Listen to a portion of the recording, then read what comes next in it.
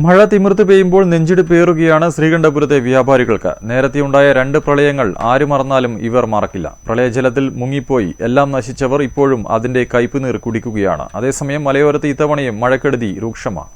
സാധാരണ മഴക്കാലത്ത് ശ്രീകണ്ഠപുരത്തെ വ്യാപാര സ്ഥാപനങ്ങളിൽ വെള്ളം കയറി നാശനഷ്ടമുണ്ടാകാറുണ്ടെങ്കിലും 2 തവണയുണ്ടായ പ്രളയം വ്യാപാര മേഖലയെ പൂർണ്ണമായും തകർത്തു കളഞ്ഞിരുന്നു. ശ്രീകണ്ഠാപുരം നഗരത്തിൽ ദിവസങ്ങളോളം വെള്ളം കെട്ടിനിന്ന വസ്ത്രവ്യാപാരശാലകളുടെയും പലചരക്ക് കടകളിലെയും ഉൾപ്പെടെ കോടികളുടെ സാധനങ്ങളാണ് അന്ന് നശിച്ചത്. കടകൾ പൂർവ്വസ്ഥിതിയിലാക്കാൻ വ്യാപാരികൾ വൻതുക ചെലവഴിക്കേണ്ടി വന്നു. കിട്ടിയ വിലയ്ക്ക് ബാക്കിവന്ന സാധനങ്ങൾ വിറ്റഴിച്ച് നഷ്ടം നികത്തുകയായിരുന്നു.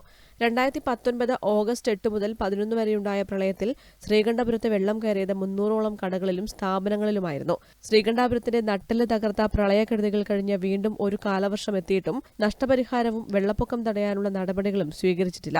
പ്രത്യേക പാക്കേജ് അനുവദിക്കണമെന്ന ആവശ്യവും നടപ്പായിട്ടില്ല. മലയോര മേഖലയിൽ മഴ അതിശക്തമായി തുടർന്നുകൊണ്ടിരിക്കുകയാണ്. വെള്ളപ്പൊക്ക ഭീഷണി നിലവിലില്ലെങ്കിലും പുഴയിൽ വെള്ളം നിറഞ്ഞൊഴുകുന്ന അവസ്ഥയാണുള്ളത്. വ്യാപാരികളൊക്കെ ജാഗ്രതയിലാണുള്ളത്. മഴ ഇതുപോലെ തുറന്നുകൊണ്ടിരുന്നു കഴിഞ്ഞാൽ വെള്ളം കയറാനുള്ളൊരു സാഹചര്യം നിലവിലുണ്ട്.